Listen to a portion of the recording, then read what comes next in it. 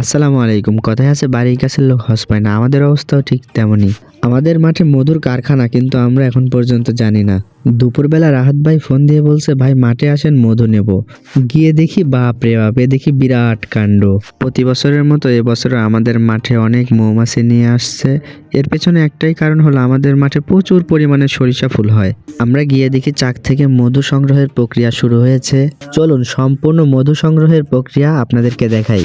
প্রথমে বক্সের উপর থেকে ঢেকে রাখা কাগজটি সরিয়ে ফেলা হয়। তারপর বেরিয়ে আসছে একটি নীল রঙের নেট। নেটটি দেওয়া হয় সেফটি হিসেবে, যাতে মৌমাছি উপর দিয়ে বের হয়ে আসতে না পারে। এরপর নেটটি সরাতেই বের হয়ে আসে হাজার হাজার মৌমাছি। মৌমাছি যেন না কামড়ায় এবং চাক থেকে যেন সরে যায়, এই জন্য অভিনব কায়দায় দেওয়া হয় ধোঁয়া।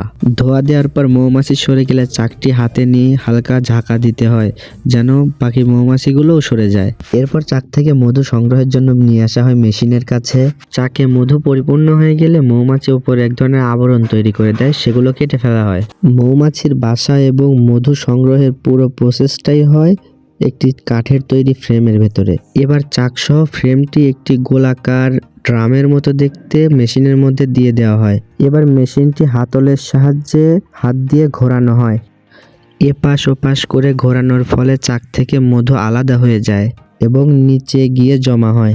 মধু আলাদা হয়ে যাবার পর কাঠের তৈরি ফ্রেম চাকসহ আবার পূর্বের জায়গায় রেখে দেওয়া হয়, যেন আবার মৌমাছি মধু সংগ্রহ করে রাখতে পারে।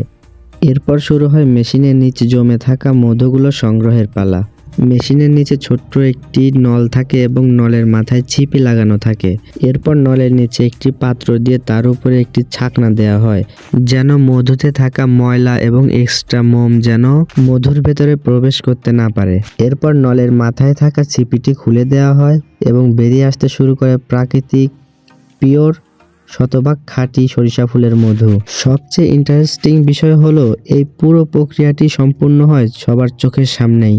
এতে করে কেউ ভেজাল দিতে পারে না। এর ফলে বাড়ছে মানুষের বিশ্বস্ততা এবং বিক্রি। মধু ছেঁকে পরিষ্কার করা শেষ হলে নিয়ে যাওয়া হয় মিটারের উপর, যেখানে মেপে কাস্টমারের হাতে বুঝিয়ে দেওয়া হয় শতভাগ খাঁটি সরিষা ফুলের মধু।